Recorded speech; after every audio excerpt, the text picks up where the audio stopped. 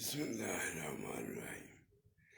پیارے دوستو، حضرت عبداللہ ابن عمر رضی اللہ تعالیٰ عنہ فرماتے ہیں کہ اصحاب محمد صلی اللہ علیہ وسلم کو برا مت کہو، کیونکہ ان کا ایک لمحہ نبی پاک صلی اللہ علیہ وسلم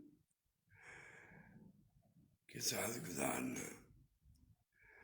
ہماری پوری عمر کی عبادت بھی ان کے برابر نہیں ہو سکتی۔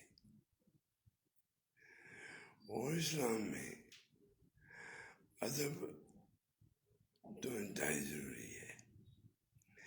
اسلام شروع ہی ادب سے ہوتا ہے۔ دوستو، علماء کرام، اولیاء اللہ